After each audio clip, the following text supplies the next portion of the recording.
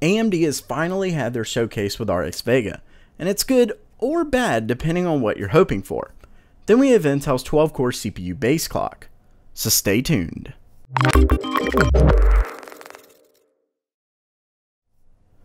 Welcome back to GamerMeld. AMD teamed up with ASUS to have their first Vega event in Budapest yesterday, and attendees were allowed to try out the new GPU. While we did get an idea of performance and a good idea on price, let's just say that's about it. The first bit of disappointment appears, or should I say doesn't, with the fact that no one could see it.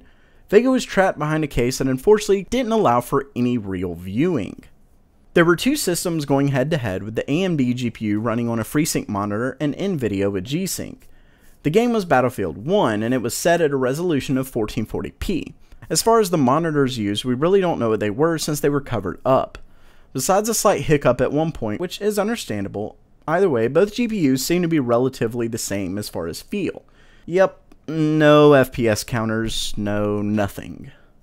Okay, I can hear you now. What about the other GPU? What was Vega compared to?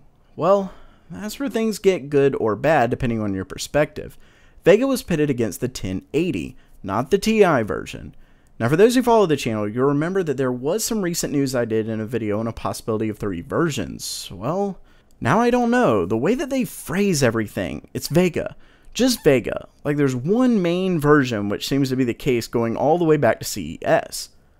There might be a water-cooled version, but of course that just means higher clocks thanks to the better cooling, but it's effectively the same card. Then of course a dual GPU, but that's kind of the same thing, just 2 of them.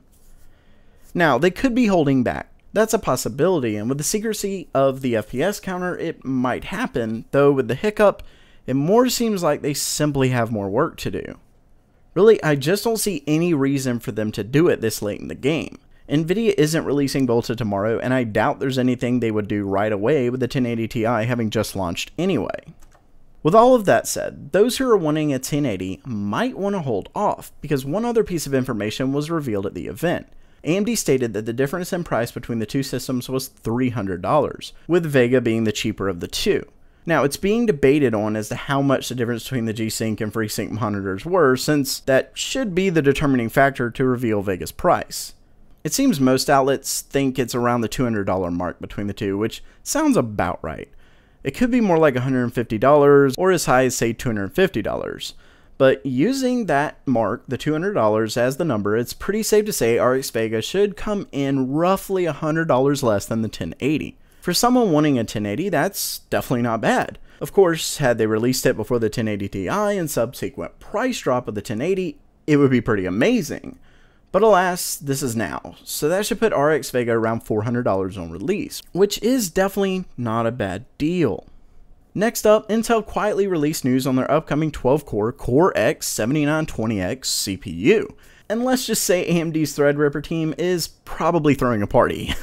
In what's almost certainly an attempt to avoid cannibalizing their current Xeon line, Intel has given the 7920X a base clock of 2.9 GHz.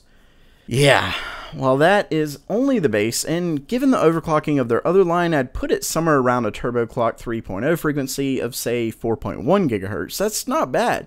But of course, given Threadripper's 12-core CPU has a boost frequency of 4 GHz and is $400 cheaper, that's almost certainly a win for AMD. Now, if Intel's CPU is capable of overclocking a good bit more like its 10-core counterpart, it might be in the ballpark of worth it. But let's just say it's nothing to write home about, especially given Threadripper's other features like the added PCI Express lanes. Of course, only time and third-party reviews will tell. So while that ends today's news, if you like hardware and gaming, definitely make sure to subscribe. I've got a ton more awesome videos coming your way. Lastly, what did you think about today's stories? Is Vega too little too late, or is $100 savings awesome? And what is up with Intel? Let me know in the comments below. That does it for now. If you liked the video, don't forget to subscribe by clicking on the round icon in the middle. You can check out the most recent video and suggested video to the left. Thanks so much for coming, and as always, have a great day.